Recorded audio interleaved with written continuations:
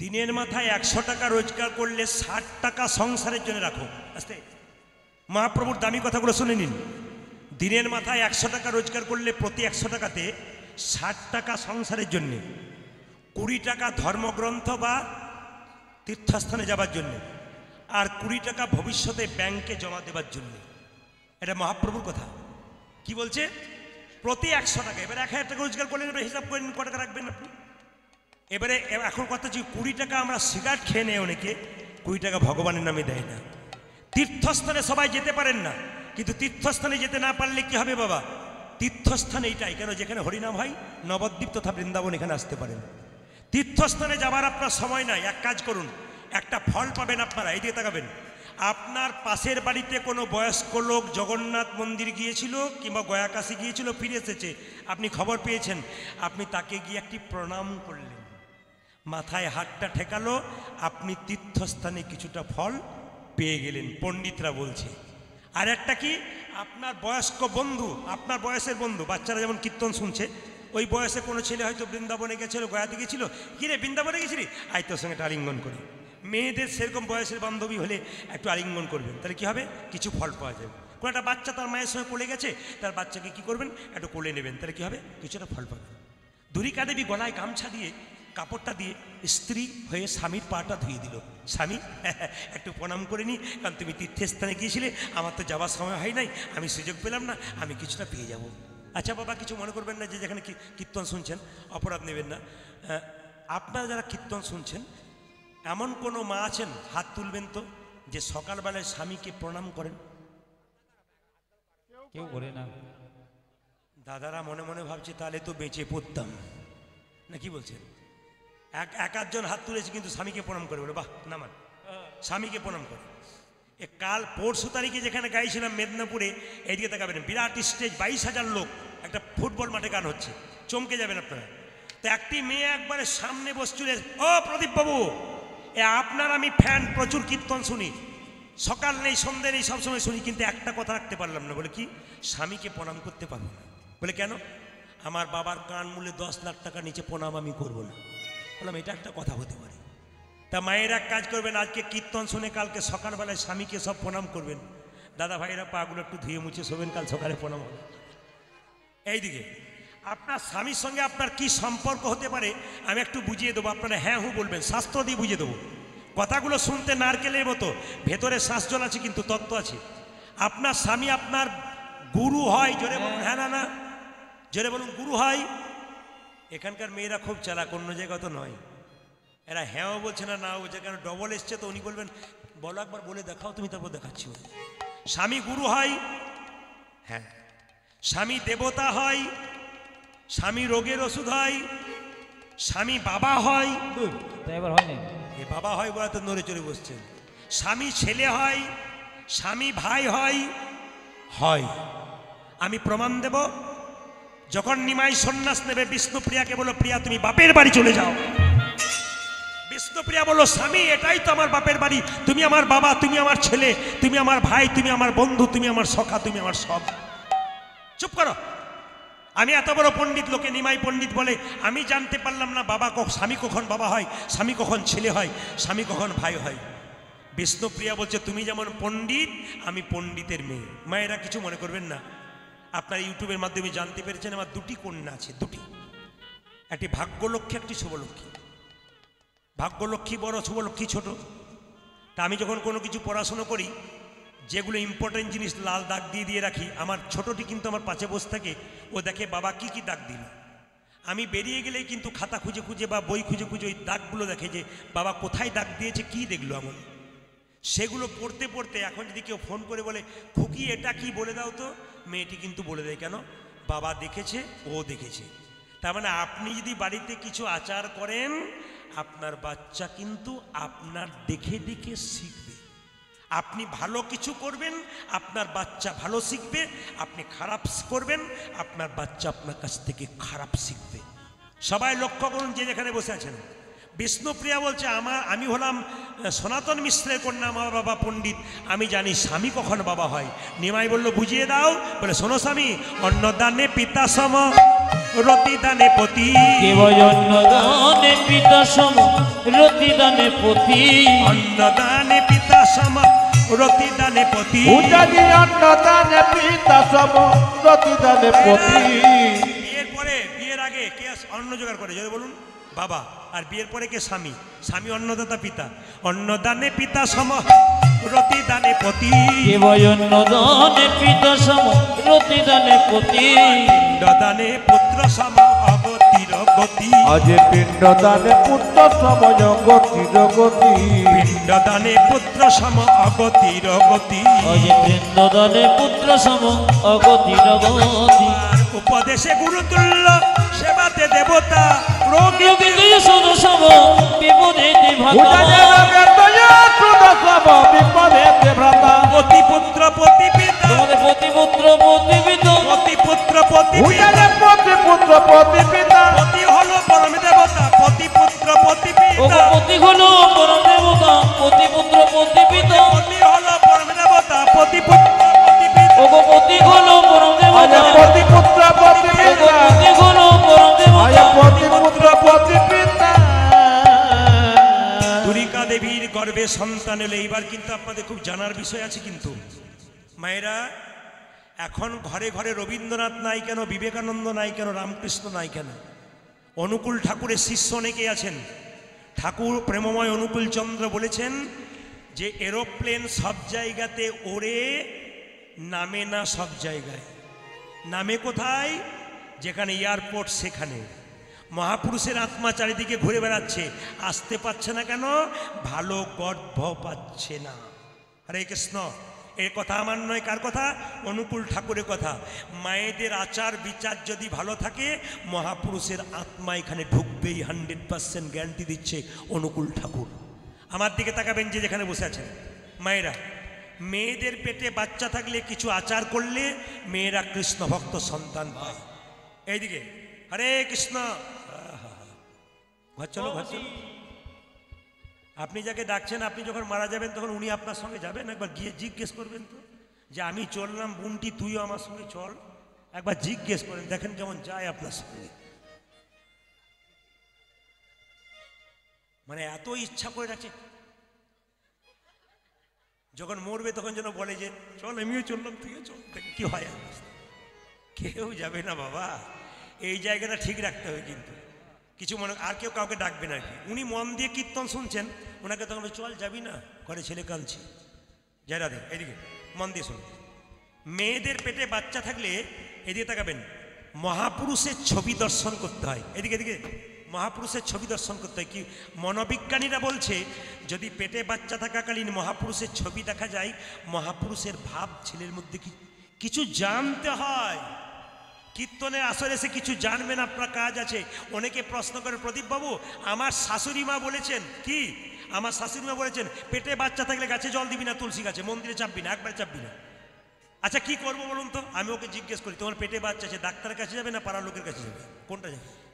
তোমার শাশুড়িকে জিজ্ঞেস করে কি খাবে কি না। তুলসী গাছে জলও দিতে হয়, একাদশীও করতে হয়, সবই করতে হয়, তিলকও করতে হয়। আচ্ছা মায়েরা, একজন প্রশ্ন করেছিল, রাধারানীর তিলক নেই কেন, কৃষ্ণের তিলক আছে? জোরে বলুন হ্যাঁ না না। প্রশ্ন কিন্তু খুব ভাইটাল। রাধারানীর তিলক নাই, ব্রজগোপীদের তিলক নাই, কৃষ্ণের তিলক আছে। তিলকের জন্ম কোথা থেকে? এই যে তিলক আমরা নিয়েছি, আপনার নাই নাই, কিন্তু তিলকের জন্ম। তিলক যদি কেউ নাই, সতী নারীর যেমন স্মৃতির সিঁদুর হাতের শাঁখা সতীত্বের পরিচয়, তিলক তুলসী মালা শিখা কৌপিন এগুলো একজন বৈষ্ণবের পরিচয়। খুব দামি কথাগুলো শুনবেন আপনারা। এই তিলকের জন্ম, তিলকটা কোনটা পড়েছি আমরা? এই যে তিলক নিয়েছি মায়েরা, দুটো দাগ দেখতে পাচ্ছেন? জোরে দেখুন আমার দিকে, দুটো দাগ দেখতে পাচ্ছেন? হ্যাঁ না না বলুন, যে ঘুমাচ্ছে সে বলুন। দুটো দাগ দেখতে পাচ্ছেন? ডান দিকে কে আছে? ব্রহ্মা।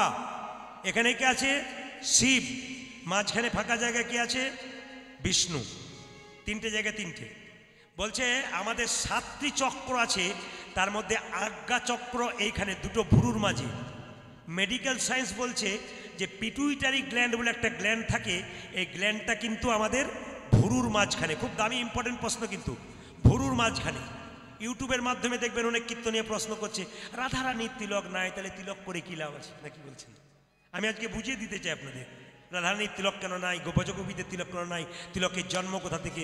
এদিকে তাকাবেন, তিলকটা মায়েরা এদিকে আমার দিকে তাকাবেন। তাহলে এটা কি বললাম? এটা ব্রহ্মা, এটা শিব, মাঝখানে কে জোরে বলুন? বিষ্ণু। আচ্ছা এবার লক্ষ্য করুন, এই যে তিলকের এই জায়গাটা দেখছেন, এটাকে কৃষ্ণের চরণ বলছে। আমার দিকে তাকান, কৃষ্ণের চরণ। তাহলে কৃষ্ণের চরণ পেলে তুলসী পাতা দিতে নেই? জোরে বলুন তুলসী পাতা। তাহলে কৃষ্ণের চরণ যদি হয় তাহলে এটাকে তুলসী পাতা দিলাম। এই তুলসী পাতাটা নাকে কতটা দিতে হয়? 4 ভাগের 3 ভাগ। নাকটা যতটা 4 ভাগ করলে 3 ভাগ অংশ তুলসী পাতা, মানে এই যে দিয়েছি আমি তুলসী পাতার মতো, এটা 3 ভাগ। যদি আপনারা কেউ তিলক করবো মনে করেন, লোকে আপনাকে ঠাট্টা করে, আপনি একটা জায়গায় তিলক করতে পারেন। জল তিলক, স্নান করলেন তো, জল তিলক এরকম করে নিলেন, এই আঙ্গুলে করে হরে কৃষ্ণ কৃষ্ণ কৃষ্ণ হরে হরে, হরে রাম রাম রাম। কেউ কিচ্ছু বলবে না, কিচ্ছু দেখতে পাবে না, কিন্তু আপনার তিলক হয়ে গেল। এই তিলকের জন্ম কোথা থেকে? যে তিলকটা কালো বা সাদা তিলক করছেন, এই তিলকের জন্ম কোথা থেকে? একটু শুনবেন। বলছে কৃষ্ণের একবার মাথা ব্যথা হয়েছিল, সবাই জানেন, শুনেছেন নাকি? তো বলুন তো, ভগবানের মাথা ব্যথা হয়? যে বলুন, আসলে হয় না। তিনি লীলা প্রকাশ করবার জন্য, জগৎকে শিক্ষা দেবার জন্য তার মাথা ব্যথা হয়েছিল। তো মাথা ব্যথায় কাতরাচ্ছে, তখন নারদ জিজ্ঞেস করছে, প্রভু চালাকি করছো কেন? তোমার মাথা ব্যথা হয়েছে? বলে হ্যাঁ মাথা ব্যথা হয়েছে। চিকিৎসা করবে কে? পৃথিবীর বড় চিকিৎসক তো তুমি, রোগের ওষুধ তো তুমি জানো, তোমার রোগ হয়েছে তুমি জানবে, পৃথিবীর কে জানবে? বলছে নারদ, কোনো ভক্ত যদি তার চরণের ধুলা আমার মাথায় দিতে পারে, আমার শিরপীড়া মানে আমার মাথা ব্যথা ভালো হয়ে যেতে পারে। ও মায়েরা, কৃষ্ণের 16,108টা স্ত্রী আছে, সবার কাছে নারদ গেল, বারবার কাকুতি মিনতি করে বলল, একটু দাও ধুলা, একটু দাও ধুলা। কেউ দিল না কেন? বিশ্বব্রহ্মাণ্ডের যিনি মালিক, তাকে যদি মাথাতে আমরা ধুলো দিই, পায়ের ধুলা, তাহলে আমাদের তো নরকগামী হতে হবে। কেউ দিল না বাবা। কিন্তু বৃন্দাবনে গিয়ে ব্রজগোপীরা জিজ্ঞেস করছে, নারদ তোমার মন খারাপ কেন? বলে কৃষ্ণের মাথায় যন্ত্রণা। কি করলে কৃষ্ণের মাথার যন্ত্রণা ভালো হবে? বলে কোনো গোপী যদি বা কোনো ভক্ত যদি চরণে ধুলো দেয়, মাথার যন্ত্রণা ভালো হবে। কথা দিলাম, আমাদের চরণের ধুলোগুলো নাও। নারদের গলায় যে উন্নিটা ছিল নামাবলী, ওটা নিয়ে তাড়াতাড়ি কি করলো না, ব্রজগোপীরা এবং রাধারানী চরণে ধুলি দিল। সেই ধুলিটা যখন কৃষ্ণের কাছে নিয়ে গেল, সেই ধুলি কৃষ্ণ মাথায় মাখলো, আর কৃষ্ণের শিরপীড়া দূরে গেল। সেদিন কৃষ্ণ বলে উঠল, ব্রজগোপী, এই যে তোমাদের চরণের ধুলা, তোমাদের চরণের ধুলো, এই চরণের ধুলা আমি মাথায় নিলাম, বাকি যে ধুলা আমি মাটিতে দিলাম। এই ধুলা তিলক রূপে প্রত্যেকটি ভক্তের কপালে যাবে। এর নাম হবে গোপী তিলক। রাধারানী তিলক নিতে পারে না কেন? নিজের চরণের ধুলি নিজের কপালে কেউ নিতে পারে না বলে ব্রজগোপী এবং রাধারানী তিলক করে না।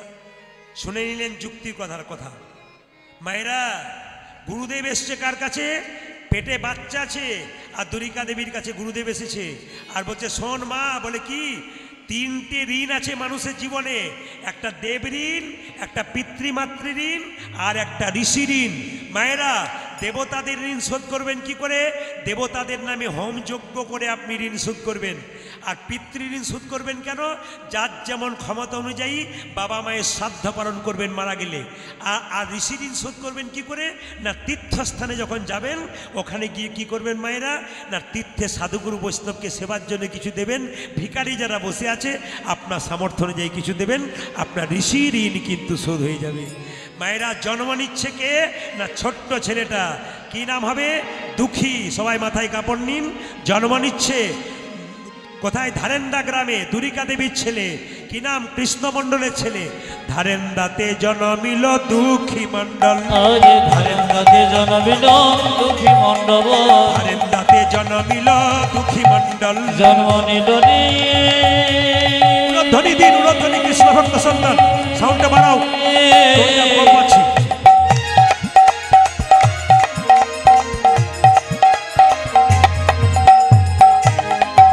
দুঃখী মণ্ডল।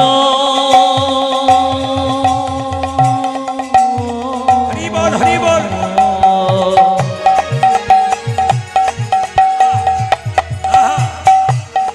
ধরন্দতে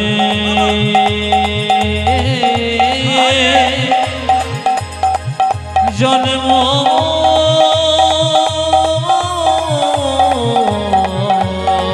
এই বল। আজ ধরেন্দ্রাতে জন্ম নিল দুঃখী মণ্ডল মাতার নাম গুরিকা পিতা কৃষ্ণ মণ্ডল।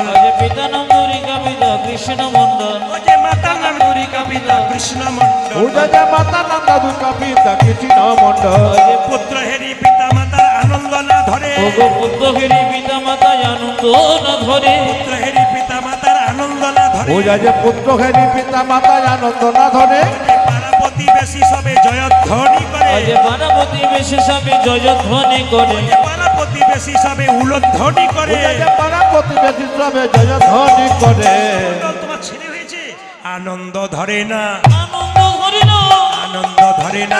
আনন্দ ধরে না পাড়া প্রতিবেশীর মনে আনন্দ ধরে না। ওগো বারাবতী বেশে মনে আনন্দ ধরে না পাড়া প্রতিবেশীর মনে পুত্রের বদন আজ হেরে। বারাবতী বেশে আজ মনে পুত্র বদন হেরে পার্বতী বেশে মনে পুত্র বদন হেরে পার্বতী বেশে মনে পুত্র বদন হেরে পার্বতী বেশে মনে পুত্র বদন হেরে আনন্দ ধরে না ওগো পার্বতী বেশে সবে জয়ধ্বনি করে পাড়া প্রতিবেশী সবে উলুধ্বনি করে বাচ্চা ছেলের মুখে কি দিতে হয় জোরে বলুন? পেতনি মধু। পোকা। মধু তো, কিন্তু আপনাদের যে ভুল ধারণা ভাঙিয়ে দিই। আপনারা মধু দেন বাচ্চাকে মিষ্টি মিষ্টি কথা বলবার জন্য। বলুন তো মায়েরা হাত তুলে, বড় হয়ে ছেলে মিষ্টি কথা বলে? কেউ বলুন হাত তুলে। বলে? কেন বলে না? এই যে দেখেন, মধুটা বাচ্চাকে ছোট অবস্থায় দেন কেন? বাচ্চা জন্ম নিয়ে স্তনপান করতে পারে না, সেই জন্য মধু দিয়ে কান্নাটাকে বন্ধ করা হয়। কিন্তু মধু দেওয়ার নিয়ম হচ্ছে দু সময়। যারা বইপত্র পড়েন বইটার নাম বলে দিয়ে আপনারা পড়তে পারেন। একটা বইয়ের নাম হচ্ছে গভীর গৃহসূত্রকার, একটা বইয়ের নাম পরাশর গৃহসূত্রকার। এই দুটো বইতে বলল, গভীর গৃহসূত্রকার বইতে বলল, বাচ্চাকে 21 দিন পর যখন আপনি অসহজ গৃহ থেকে নিয়ে গিয়ে স্নান করাবেন, মন্দিরে শুয়ে একটু মধু দিয়ে বলবেন, হে প্রভু আমার ছেলে যেন মিষ্টি মিষ্টি কথা বলে। একজনও বলেছেন? একজনও বলেছেন? আপনার জানা ছিল না? ঠিক কথা। এবার জেনে নিন কি বললাম। গভীর গৃহসূত্রকার বইটা পড়বেন, পরিষ্কার লেখা আছে 21 দিন পর অসহজ গৃহ থেকে বাচ্চাকে নিয়ে গিয়ে স্নান টান করিয়ে মন্দিরে একটু মধু দিয়ে বলবেন বাচ্চার মুখে, হে প্রভু ছেলে যেন মিষ্টি মিষ্টি কথা বলে। আর পরাশর গৃহসূত্রকার বলে একটা বই আছে, সেই বইতে বলল যে আর একটা দিন মধু দিলে ভালো হয়। কোন দিন? যেদিন অন্নপ্রাশন হয়। মায়েরা বাচ্চাদের যে মুখে ভাত দেন, আপনার অন্নপ্রাশন কেন দেন? পেটে বাচ্চা থাকাকালীন মায়ের মলিন খাবারগুলো বাচ্চা খায়। মা যে ময়লা খাবারগুলো সেগুলো বাচ্চা খায়, মুখের দোষ হয়, শুদ্ধ করে প্রসাদ দিয়ে। তো পরমান্ন দেবার আগে ওই অন্নপ্রাশনে দিয়ে যদি মধু দেওয়া হয়, ভগবানকে যে প্রার্থনা করতে, প্রভু আমার ছেলে মিষ্টি মিষ্টি কথা বলে, 100% মিষ্টি কথা বলবে। কে বলল? পরাশর গৃহসূত্রকার, গভীর গৃহসূত্রকার, দুটো বই। আমি বইয়ে রেফারেন্স দিলাম মাত্র, আপনি মেনে নেবেন।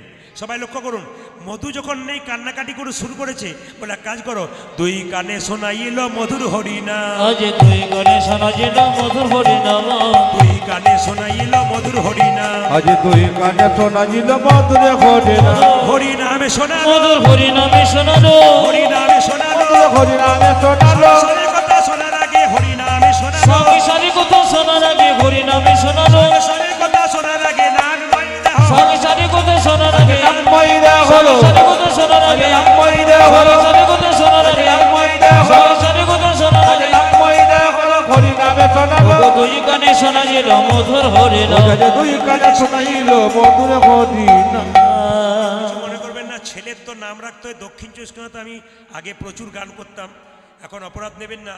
আমি যদি মনে করি দক্ষিণ চব্বিশ পরগনাতে আমি পরপর 4 মাস গান করব, তো 4 মাসই হবে। কেন? এত চাপ আছে। কিন্তু আমাকে প্রতিটি জেলায় জেলায় রাজ্যে রাজ্যে যেতে হয়, ভাগ দিতে হয়েছে। এবছর দক্ষিণ চব্বিশ পরগনাকে মাঘ মাসে 7 পালা, আর ফাল্গুন মাসে 7 পালা, আর চৈত্র মাসে 7 পালা, 3-7-কে 21টা আজ দিয়েছি এবছর। তা আপনাদের কাছে নিবেদন রইল, দক্ষিণে গান করে দেখেছি, আসর দক্ষিণে বেশি হয়, আপনাদের ধারণা আছে। কিন্তু সত্যি দক্ষিণে আসর সবচাইতে বেশি হয়। আপনি আরও জেলাতে ঘুরতে পারলে দেখবেন ওখানেও আসর প্রচুর হয়। আমি প্রতিটি জেলায় জেলায় যাই, রাজ্যে রাজ্যে যাই, দেখতে পাই ভক্তের কেমন ঢল। মানুষ কৃষ্ণকে কত ভালোবাসে, মহাপ্রভুকে কত ভালোবাসে, প্রমাণ দেয় আসরে। তবে বলি, ছেলের নাম কিন্তু ভগবানের নামের সঙ্গে রাখবেন। কৃষ্ণ, বিষ্ণু, নারায়ণ। তাহলে কী হবে বলুন তো? ছেলের নাম যদি কৃষ্ণ রাখেন, দিনের মাথায় ছেলেকে 20 বার ডাকবেন, 18 বার কৃষ্ণ খেয়ে নে বাবা, কৃষ্ণ স্কুলে যা, কৃষ্ণ খেলা কর, কৃষ্ণ এই কাজটা করে দে। যত কৃষ্ণ কৃষ্ণ করবেন আপনার কিন্তু এমনিতে কৃষ্ণ নাম হয়ে যাবে। এই যে ছেলের নাম কৃষ্ণ রাখতে হয়। এবার সবাই লোক তোমার আরেকজন ডাকতে এসছে।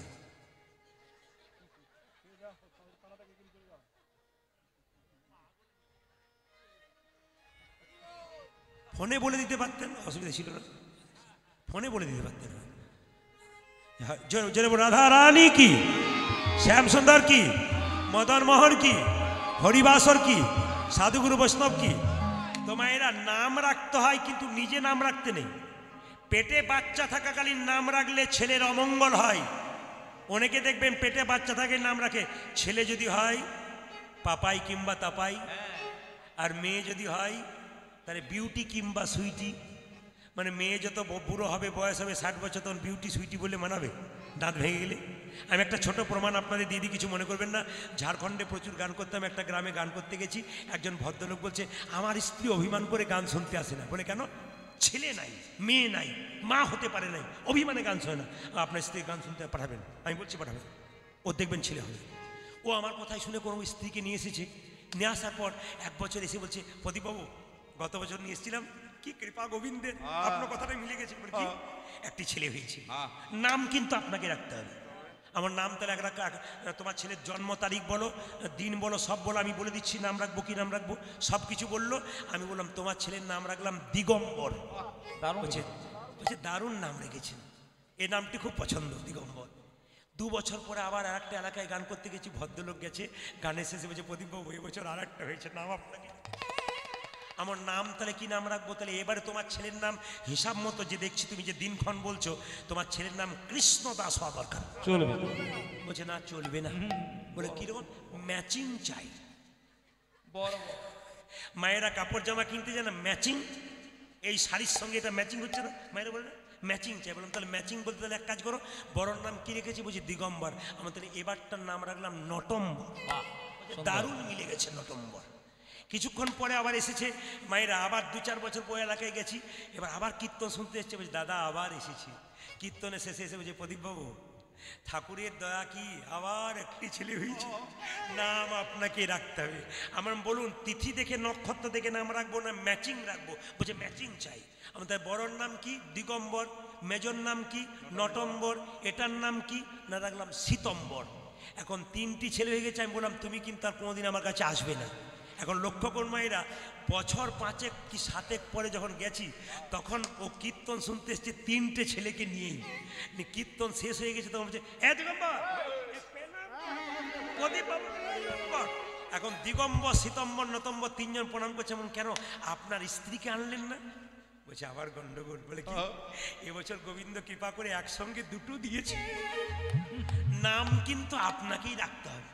আমি বললাম দাদা কিছু মনে করবেন না, দিগম্বর, শীতম্বর, নটম্বর রেখেছি, আমি আর পারবো না। বলছে না ম্যাচিং নাম চাই। আমি ঘর যাচ্ছি, গাড়িতে চেপে যাচ্ছি, গান করে ফিরে যাচ্ছি, ও কিন্তু দরজা ছাড়ে না। বলে নাম আপনাকে রাখতে হবে। আমার তাহলে এক কাজ করো, বড় নাম কি? দিগম্বর।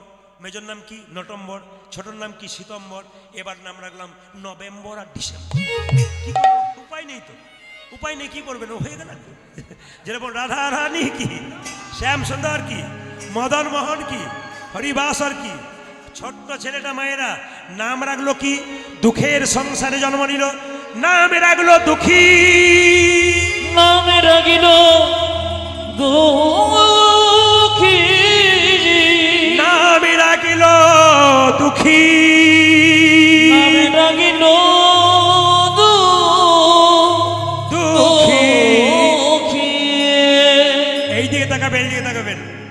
ছেলেটাকে তার বাবা কি শিক্ষা দিচ্ছে দেখুন। শোন দুঃখী, আর 5টা ছেলের মতো তোকে পাই নাই, তোকে জগন্নাথ মন্দিরে জগন্নাথের কৃপাই পেয়েছি। তোর একমাত্র উদ্দেশ্য হবে কি? গুরুচরণ সেবা করে গোবিন্দ চরণ পাওয়া। ছোট্ট দুঃখী বলল বাবা কি করে গুরুচরণ পাবো? বলছে নবদ্বীপ মায়াপুর চলে গেলে তুই গুরু নিশ্চয়ই পাবি। কখন যাব? বলছে ভজন করতে হয় সকাল সকাল, তবে কাজ হয়। ছোট্ট ছেলেটা মাথায় ঢুকে গেল, এই ছোটবেলা থেকে কৃষ্ণ ভজন করতে হবে। বাবা মা রাত্রিবেলায় শুয়ে আছে, আর ছোট্ট দুঃখী কি করছে দেখুন মায়েরা, দূর থেকে বাবা মাকে প্রণাম করে বলছে বাবা কি আমি চলে যাই।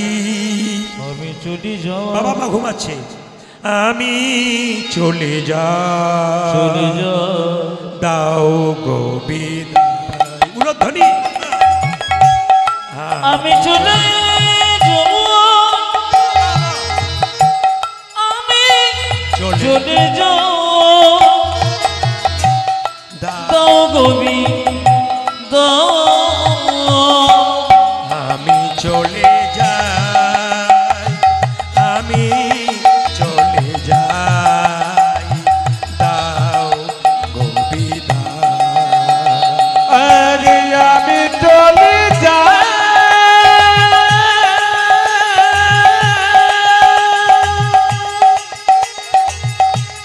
আমি চলে যাই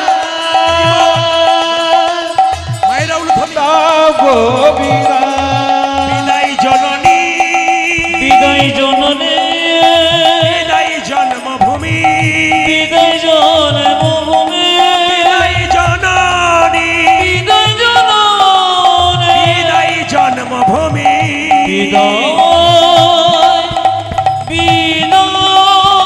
জন্ম বিদায় জন্মভূমি বাবা আস্তে কারা কারা নবদ্বীপ গেছেন হাত তুলুন তো নবদ্বীপ বাহ নামান নবদ্বীপের পাশে একটা জায়গা আছে কি যায় সেই জায়গাটার নাম হচ্ছে কালনা নিতাই জনের শ্বশুর বাড়ি ছোট্ট ছেলে সকালবেলা যাকে দেখছে তাকে বলছে হ্যাঁ গো নবদ্বীপ কত দূরে একজন বলছে এই ভিখারি ছেলে নবদ্বীপ নবদ্বীপ করছিস কেন ভিক্ষা নিয়ে নে ছেলেটা বলে সত্যি আমি ভিখারি আমি প্রেমেরও ভিখারি প্রেম ভিক্ষা করি যাব গো নদিয়ায়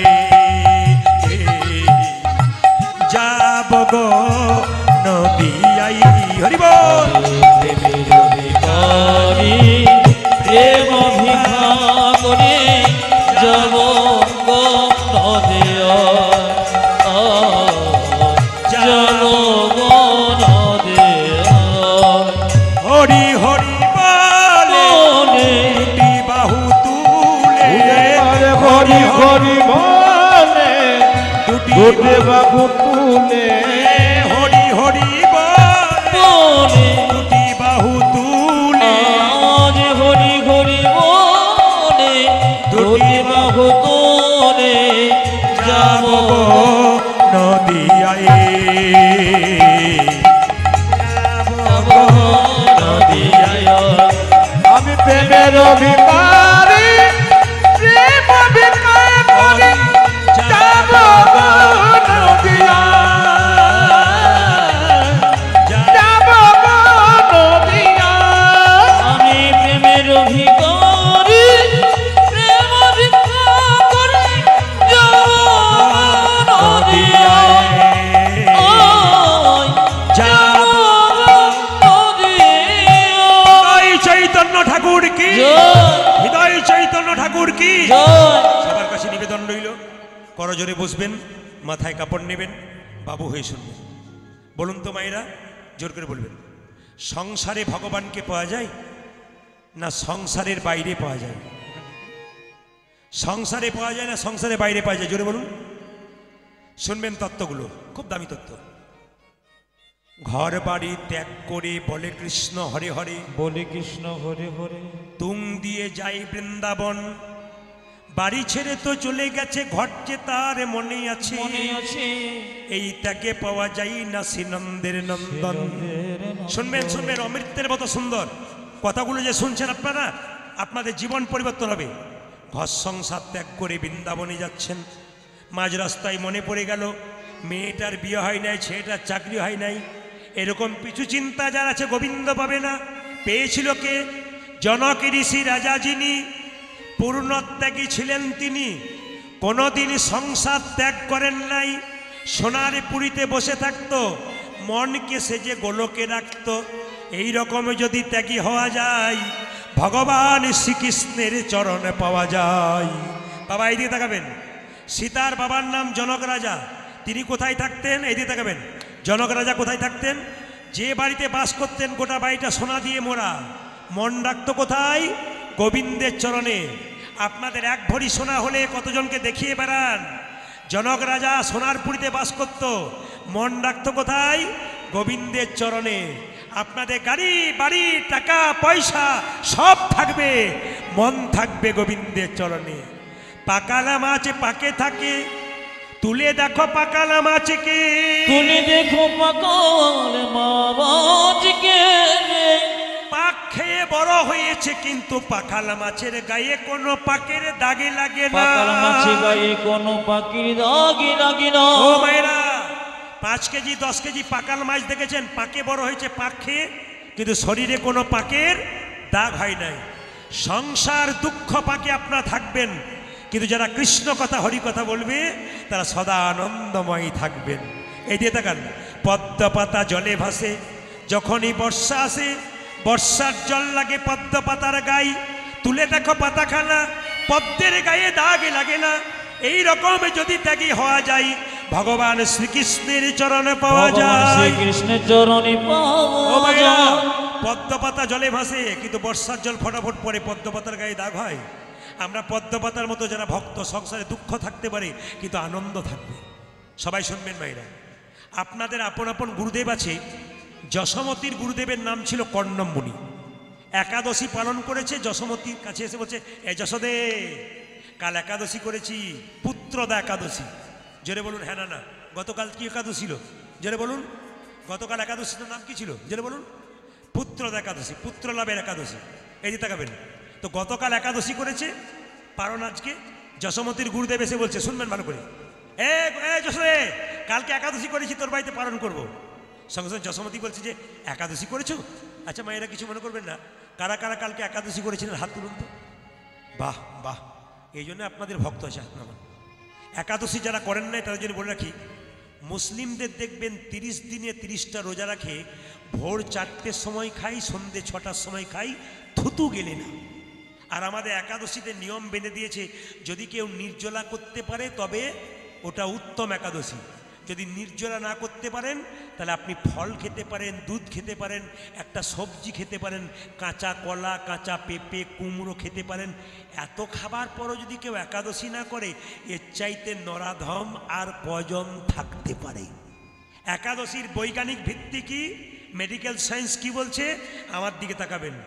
7 দিন যেমন কোম্পানিতে কাজ করলে মেশিনগুলোকে রেস্ট রাখতে হয়, 15 দিন পর পর আমাদের এই মেশিনটাকে মাঝে মাঝে রেস্ট দিতে হয়, লংজিভিটি বাড়ানোর জন্যে। সাধুগুরু বৈষ্ণবরা ভালো করে জানেন। আমার দিকে তাকান, লংজিভিটি বাড়াতে গেলে রেস্ট দিতে হবে মাঝে মাঝে, তবু তো খেতে বলেছে। একাদশীর দিনে পঞ্চশস্য বারণ কি কি মায়েরা, কি কি এদিকে তাকান, কি কি কি কি? চাল, গম, জব, সরিষা, ডাল, এগুলো খাবেন না। সর্ষের তেল মাখতে পাবেন না, সর্ষের তেল খেতে পাবেন না, কাঁচা লবণ খেতে পাবেন না, সিন্দুক লবণ খেতে পারেন আপনি, সন্দক লবণ যেটা। তবে হ্যাঁ, যে বিছানাতে প্রত্যেক দিন রাত্রিবেলায় শুয়ে থাকেন ওই বিছানায় শোবেন না, আলাদা বিছানা করে শোবেন।